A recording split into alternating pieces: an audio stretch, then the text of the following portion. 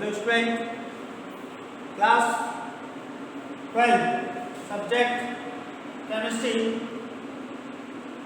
आज unit second है solution. Topic रहेगा कंसंट्रेशन टर्म। मेन चीज कंसंट्रेशन टर्म मैंने बताया था कि टेम्परेचर इंडिपेंडेंट और टेम्परेचर डिपेंडेंट दो है, तो उनमें से पहला टर्म ले रहे हैं तो कंसंट्रेशन। तो पहला कंसंट्रेशन टर्म के अंदर स्ट्रेंथ पहला पॉइंट, टेम्परेचर डिपेंडेंट दूसरा, we percentage third, W percentage fourth, molarity 5, normality 6, ppm in WV percentage and VV percentage। तो ये 6 टर्म है टेम्परेचर डिपेंडेंट। टेम्परेचर पर डिपेंड करने वाली वैल्यू है concentration term divided by 2 parts, temperature dependent और temperature independent. तो आज के लेक्चर में कंसंट्रेशन टर्म जो टेम्परेचर डिपेंडेंट पर पढ़ना है। सबसे पहले strength, v v volume percentage, mass volume percentage, molarity जिसे कैपिटल एम की तरह रिप्रेजेंट किया जाता है, नॉर्मलिटी कैपिटल एन की तरह रिप्रेजेंटेशन किया जाता है, और ppm in WV and VV percentage. Clear? तो चलिए गाइस सबसे पहले चलते हैं स्ट्रेंथ। फटाफट से इसका स्क्रीनशॉट आप लीजिए। हम अपने टॉपिक पर स्टार्ट होने वाले हैं। Strength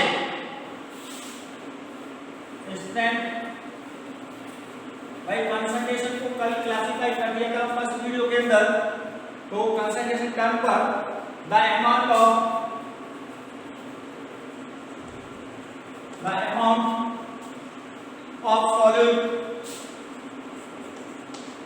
solute the amount of solute in gram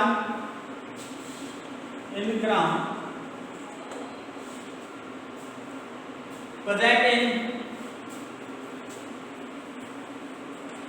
in 1 liter of solution is called strength, is called Rakalagi strength। Clear? is called strength। तो सबसे पहले the amount of solid in gram present in 1 liter of solution is called strength।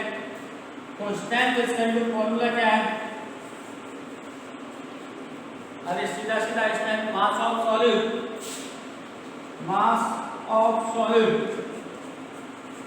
Upon volume of solution.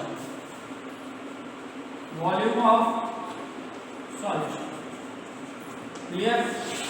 तो strength का इस chapter के अंदर मैं पहले क्लासिफाई कर दूं।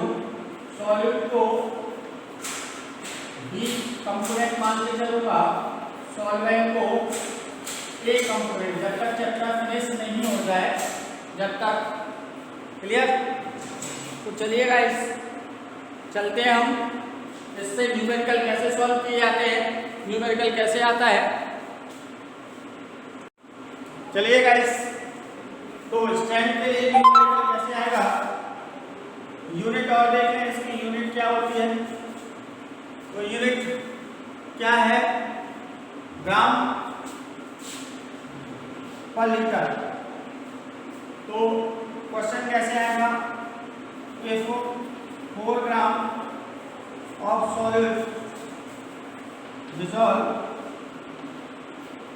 in 250 ml of water, calculate its strength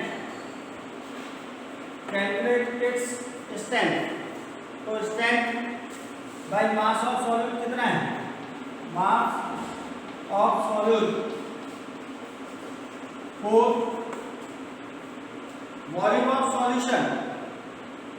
तो वॉल्यूम ऑफ सॉल्यूशन देखें, ये पूरा कितना देना है, 2.5 ml ऑफ सॉल्यूशन। तो सीधा सीधा स्ट्रेंथ इक्वल टू 4/100, क्योंकि पूरा सॉल्यूशन 100 का मान के चलेंगे, या सीधा सीधा स्ट्रेंथ भी निकाल सकते हैं, 100 की जरूरत भी नहीं है क्योंकि डब्ल्यू में तो 4/250, तो 4 से इसको क्रॉस कर दो, 1000 मास ऑफ, क्योंकि लीटर में सीधा 250 ml, तो 250 को हम 1000 ऊपर पहुंच जाए, तो 4 × 1000, क्योंकि ml में दिया है, लीटर में नहीं, volume of solution in litre, ठीक है, अपॉन 250 4, तो 16 ग्राम पर ये इसकी स्ट्रेंथ। बहुत सारे न्यूमेरिकल है, तो स्ट्रेंथ नॉर्मल है, that amount of solute in gram present in molecular of solution is called strength mass of solute upon volume of solution in litre. Clear? तो फर्स्ट कंसंट्रेशन टेंपरेचर इंडिपेंडेंट का हो चुका है, फटाफट से इसका स्क्रीनशॉट डाल ले लीजिए। आगे चलते हैं नेक्स्ट टर्म पर, बीबी परसेंटेज ले लिया, चलिए गाइस दूसरा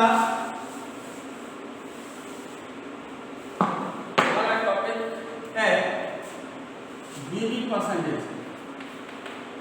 वॉल्यूम कंसंट्रेशन टर्म है टेम्परेचर डिपेंडेंट, क्योंकि वॉल्यूम टेम्परेचर पे डिपेंड करता है। तो volume of A component, volume of A component in पर ml या ml पर 100, ये ध्यान रखना, 100 ml ऑफ सॉल्यूशन। क्लियर? तो सबसे पहले बीबी परसेंटेज ऑफ कंपोनेंट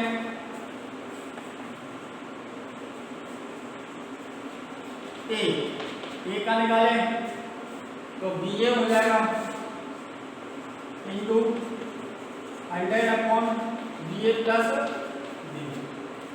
अब component BB percentage of component B, तो यहाँ BB into 100 upon BA plus BB।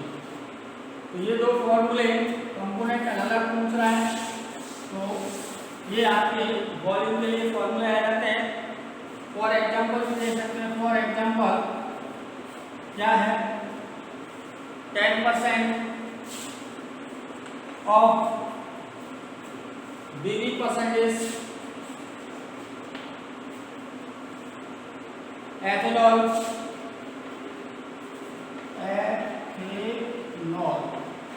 in water,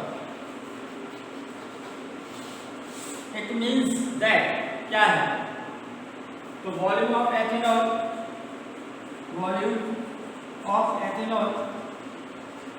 कितना होगा भैया, वॉल्यूम ऑफ एथेनॉल जितना परसेंटेज है, इधर देख लें 10%, तो वॉल्यूम ऑफ एथेनॉल सॉल्यूट, तो सीधा सीधा जितना परसेंटेज है वही हो जाएगा 10 ml।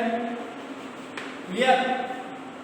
और वॉल्यूम ऑफ वाटर, वॉल्यूम 100 में से उसको 10 को सबट्रैक्ट कर दें, जितना परसेंट है उसको सबट्रैक्ट करके 90। अब volume of solution, volume of solution इसका टू कितना है? अबे 10 प्लस 90 अभी कितना हुआ? 100। परसेंटेज को हमेशा 100 वॉल्यूम पूरे न्यूमेरिकल जब तक सॉल्व हो जाए परसेंटेज वाले के लिए जो वॉल्यूम होगा वो 100 ml होगा। क्लियर? चलिए गाइस, तो फटाफट से दूसरा पॉइंट कंसंट्रेशन टर्म में टेम्परेचर डिपेंडेंट, तो वॉल्यूम परसेंटेज हो चुका है, फटाफट से इसका स्क्रीनशॉट डाल लीजिए। आगे चलते हैं टिल टाइम। चलिए गाइस, स्क्रीनशॉट डाल लिया होगा। ऐसे ही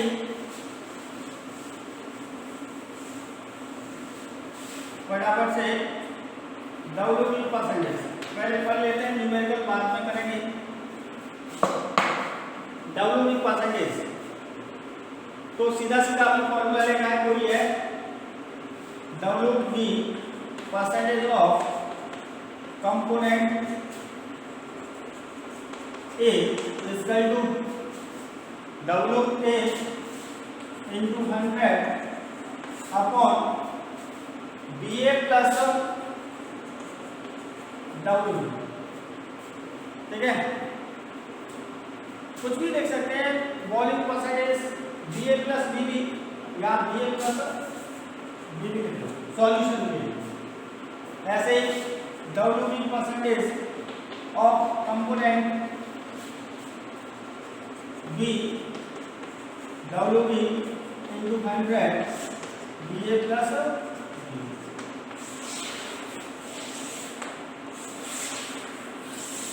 दो फॉर्मूला नोट डाउन कीजिए। फटाफट से आगे चलते हैं, फटाफट से इसका स्क्रीनशॉट डाल लीजिए। चलिए गाइस, स्क्रीनशॉट डाल लिया होगा, आगे चलते हैं।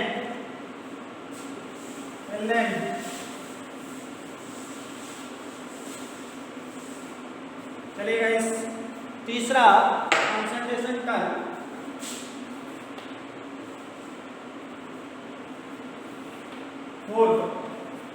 क्योंकि स्टैंड हो चुका है। दूसरा WB, तीसरा BB परसेंटेज और fourth molarity, moles important.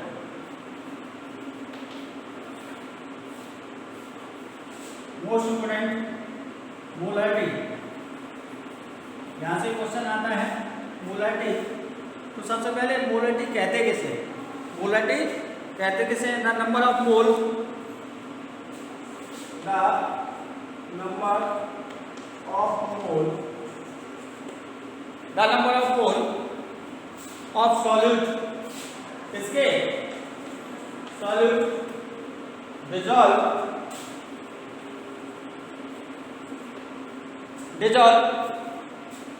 in 1 liter of solution. 1 liter of solution is called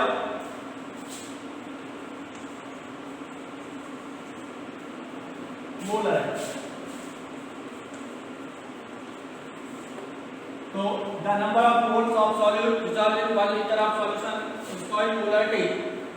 इसमें पहला पॉइंट है, it is represent by capital M। तो मोलरिटी को कैपिटल M के द्वारा रिप्रेजेंटेशन करते हैं। तो सबसे पहले capital M equal to number of mole of solute upon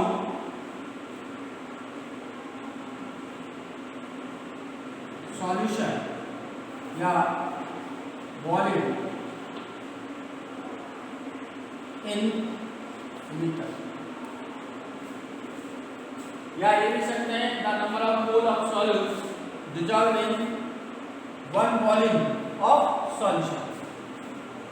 तो यहाँ पर मोल्स को number of moles of solute जानते हैं, कैसे निकालते हैं, जिसको किससे रिप्रेजेंट करते हैं, n molar mass of solute upon sorry weight of solute upon molar mass md। Clear? तो ये equation first, equation second, now equation first and second से तो सीधा सीधा है, number of mole of solute n क्या है, Wb upon md into v litre capital N। Clear?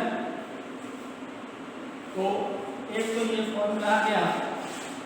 अगर लीटर की जगह पर क्या किया हो ml में m capital M equal to Wb into 1000 upon mb into Vn। तो जो फॉर्मूले हैं अगर लीटर में दिया डायरेक्ट ये लगा सकते हैं, अगर ml में दिया है तो वेयर Wb बराबर मास of solute, mb molar mass of solute, v volume और m मोलर। ठीक है? और इस फॉर्मूले को चेंज कर सकते हैं। वी नो दैट डेंसिटी दे रखी है D इक्वल टू या D equal to mass upon volume. यहां से V निकालूं, V बराबर क्या आ जाएगा, m अपॉन d। ये इक्वेशन पर 3 मान लें, वह इक्वेशन पर 4 फ्रॉम इक्वेशन 5 एंड 4। तो यहाँ से देखें वॉल्यूम की जगह पर ये रख दूंगा, तो कैपिटल M इक्वल टू रख सकते हैं Wb clear into 1000 upon V mb into, देखो जरा V की जगह m अपॉन d, तो m स्मॉल ले लें m अपॉन d ऊपर पहुंच जाएगा। तो डेंसिटी पे रखी है तो मोलैरिटी को कैसे कैलकुलेट करें, तो सभी जो ब्रैकेट में नोट किए सभी फॉर्मूले हैं, तो फॉर्मूले कौन कौन सा फॉर्मूला यूज कर सकते हैं वो उसके ऊपर स्टैंड मतलब वैल्यू क्या दे रखी है, क्या कैलकुलेट करना है। फटाफट से इसका स्क्रीनशॉट डाल लीजिए। आगे और फॉर्मूले हैं, ले लिया गाइस? चलिए गाइस फटाफट से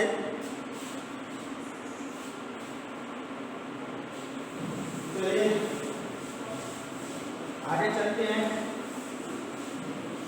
मोलैरिटी के लिए। और हमने क्या करें, 2 solution V of m1 V1 is equal to m2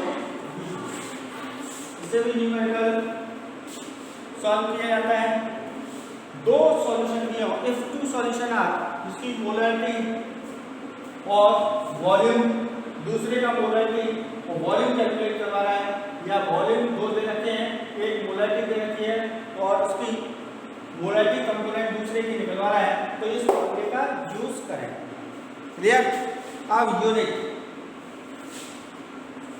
क्या है, तो सीधा सीधा कंसंट्रेशन का टर्म मोल पर लीटर। क्लियर? मोल पर लीटर हो गया। अब आता है कभी कभी शॉर्ट में देता है 1 मोलर सॉल्यूशन,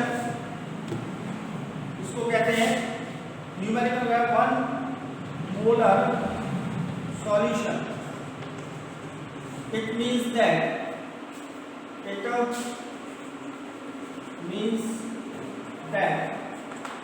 क्या है 1 मोल ऑफ सॉल्यूट डिसॉल्व इन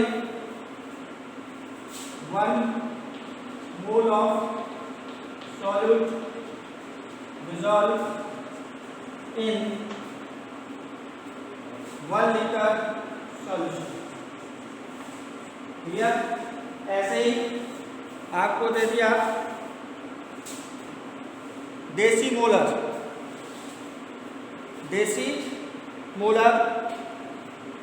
दूसरा देसी मोलर मतलब M/10। तो it means that 1/10 of solute dissolve in 1 litre of solution.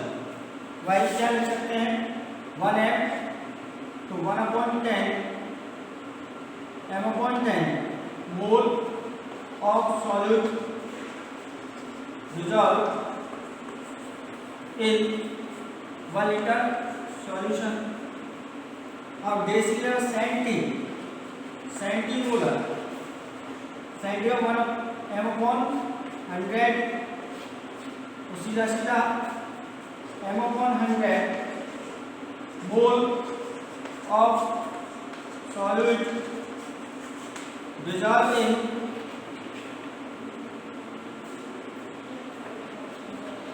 In 1 litre of solution. तो यहाँ से देसी पैंटी कुछ भी कह सकता है, ये चीज वर्ड ध्यान रखना। सेंटीमोलर वाला 1/M/100 है, देसी मोलर M/10 है 1 मोल। क्लियर? तो चलिए गाइस फटाफट से इसका स्क्रीनशॉट डाल ले लीजिए, आगे चलते हैं नेक्स्ट टॉपिक। चलिए गाइस कंसंट्रेशन टर्म का नेक्स्ट टॉपिक है नॉर्मलिटी।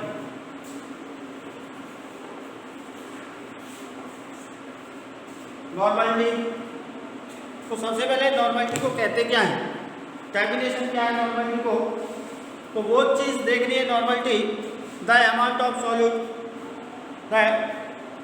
सीधा डिफाइन कर सकते हैं the number of gram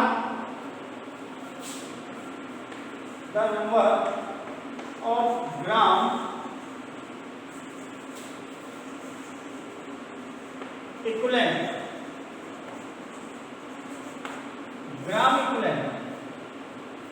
the number of gram equivalent of the solute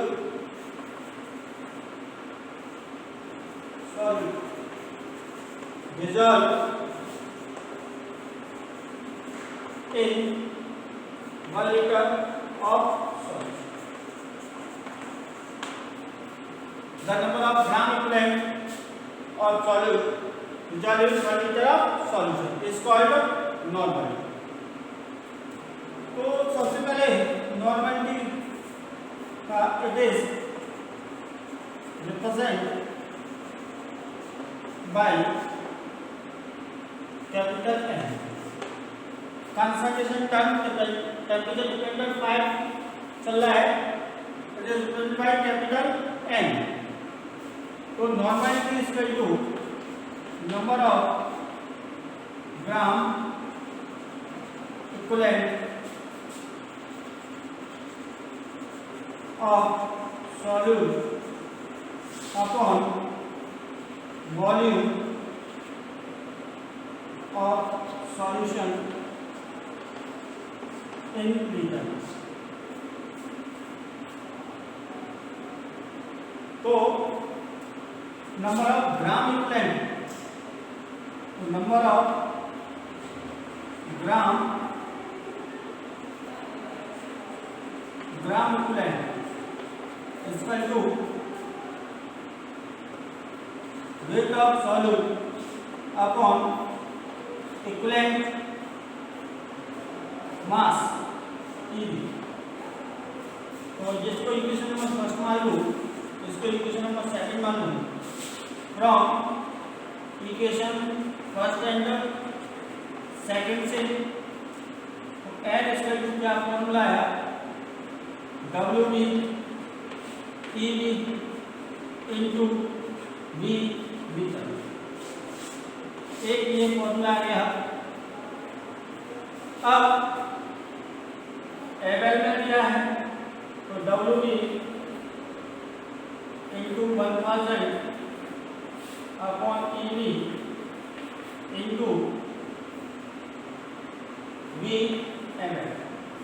ml में क्या है, ये फॉर्मूला और जानते हैं डेंसिटी D बराबर मास अपॉन वॉल्यूम, तो D बराबर क्या है, D upon V। Equation number 5 मान लें, इक्वेशन नंबर 4, तो फ्रॉम इक्वेशन 5 एंड 4 से तो D n बराबर WB into 1000 upon EV into V की जगह पर m D upon V, sorry यहाँ पर D अपॉन m,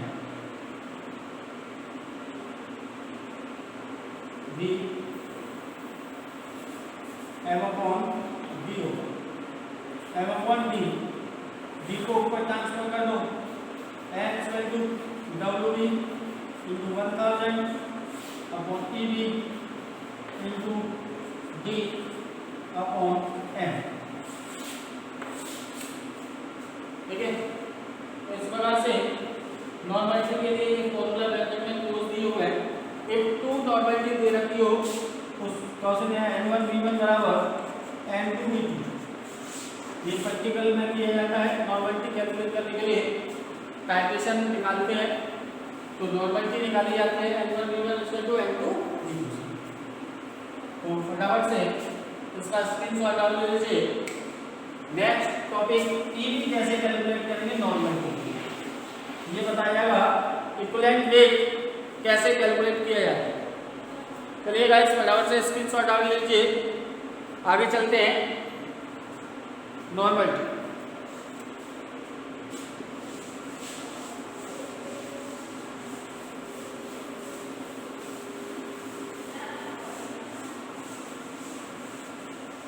नेक्स्ट,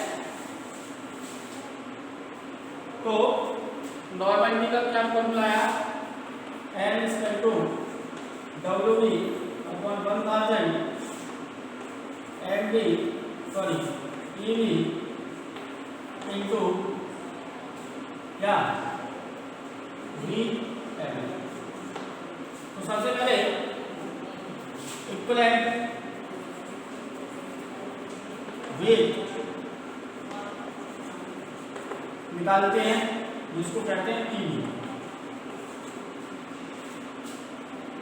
तो इसमें number 1 for element, number 1 element के लिए कैसे इक्विवेलेंट निकालेंगे, तो equivalent weight of element equal to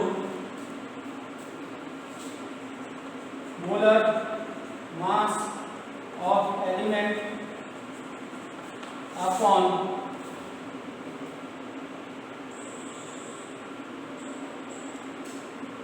valence. For example एक एग्जाम्पल देता जाता हूँ साथ में।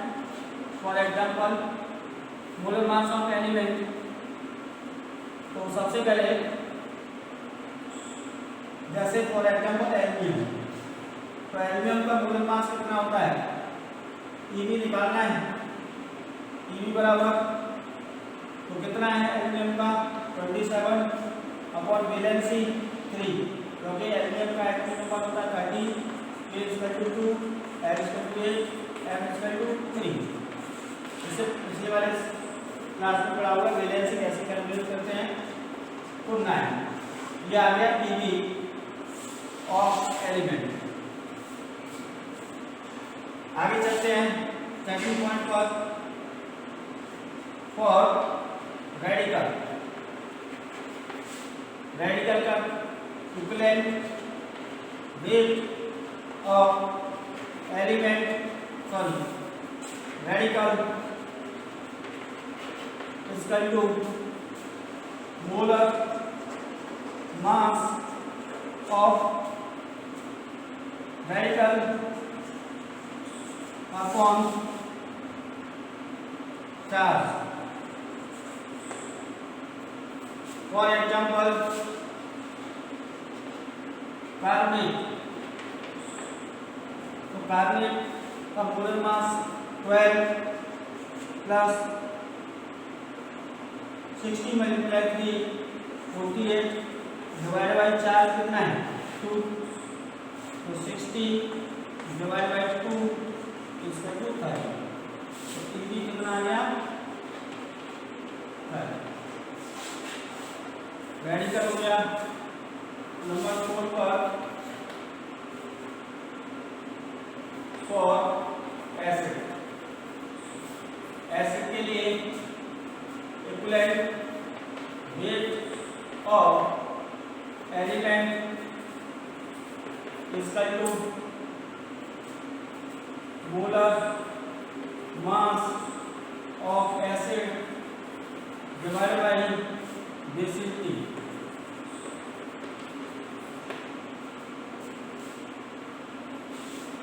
तो सबसे पहले बेसिसिटी कैसे कैलकुलेट करें, तो बेसिसिटी के लिए मैं चार्ट बना लेता हूं।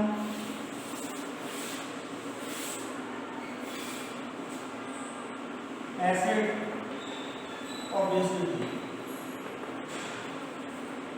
HCl 1, HNO3 1, H2SO4 2, H3PO4 3, तो CH3 COOH 1, ये इम्पोर्टेंट है।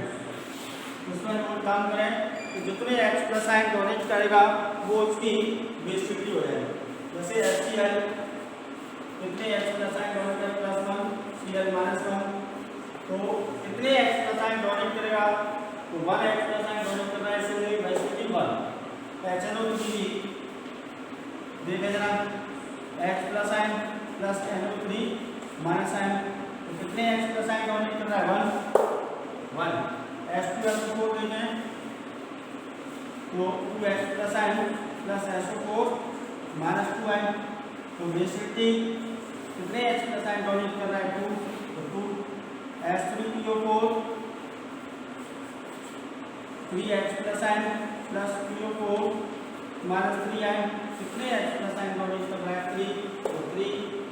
बट CH3COOH में, CH3COOH में ये ध्यान रखना, ये इम्पोर्टेंट है क्योंकि ब्रिज काम किसमें होगा CH3CO minus H plus ion.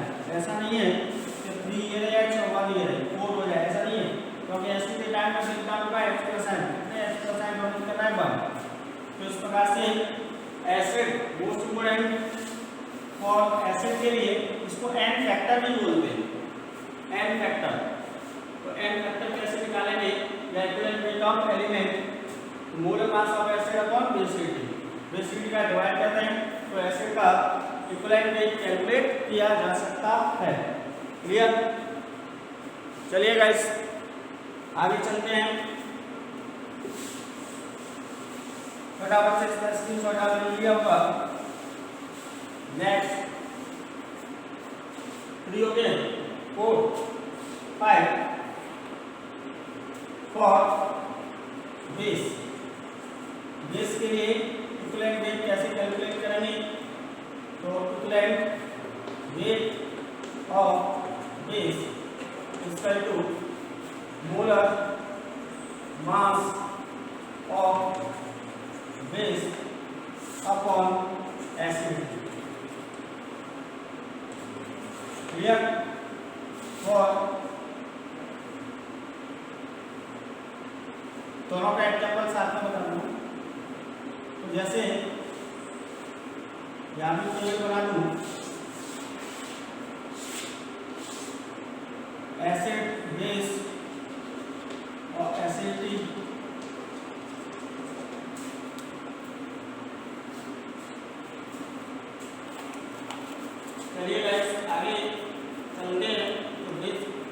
जैसे फॉर एग्जांपल ले लिया NaOH कितना 1, KOH 1, MgOH का होल ट्वाइस 2, एसिडिटी CaOH का होल ट्वाइस 2, ClOH का होल ट्वाइस 3, SiOH का होल 4।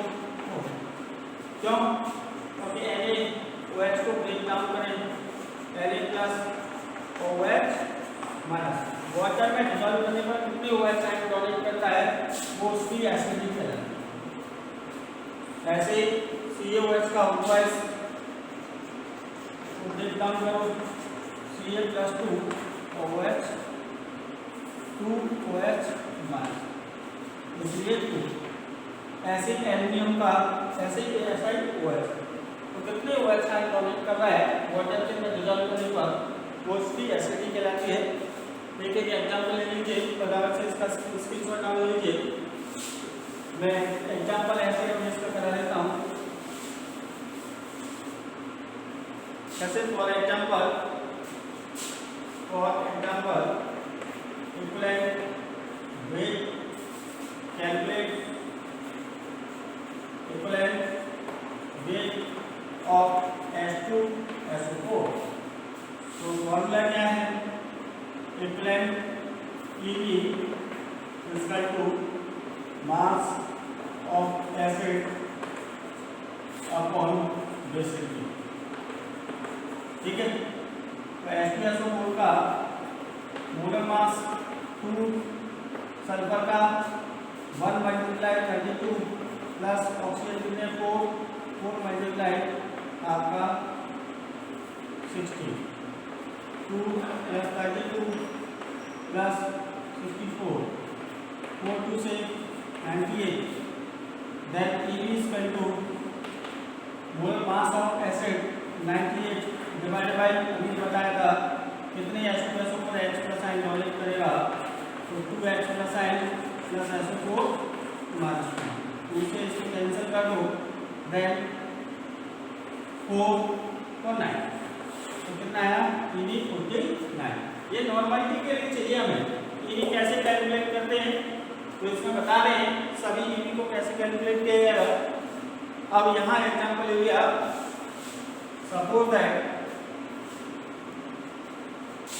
CaOH का होल ट्वाइस, तो इसके लिए Ev equal to molar mass of base, तो Ca का 40 multiply 1 plus 2 multiply 60 plus 2 multiply 1 40 32 plus 2 2 2 4 7 74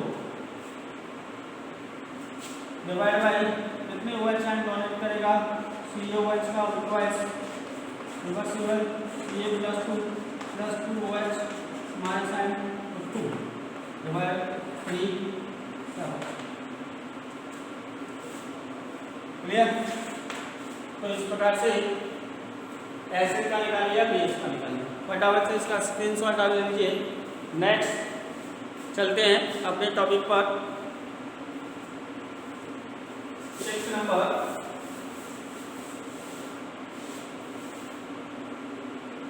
और सॉल्ट के लिए कैसे निकालेंगे एंड फैक्टर या Ev तो equivalent weight of salt equal to molar mass of salt divided bye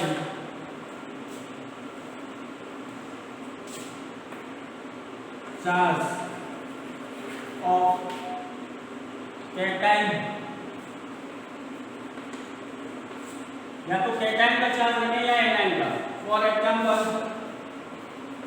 Na2CO3, तो Na2 ब्रेक डाउन कितना होगा 2Na प्लस CO3 माइनस 2। तो यहाँ Na2CO3 का तो यहाँ देते हैं Ev कैसे निकालेंगे 2 × 23 यानी का मोलर मास कार्बन का 1 into 12 plus 3 into 60 divide by charge कितना है, चाहे इधर लगा लो चाहे टाइम का लगा लो चाहे लगा लो 2, तो 46 plus 12 plus 48 plus 8 to 10 6 16 4 4 8 9 10 divide by 50। इस प्रकार से हम सभी के लिए बता दिया नॉर्मलिटी के लिए इक्विवेलेंट वेट कैसे किया जाता है।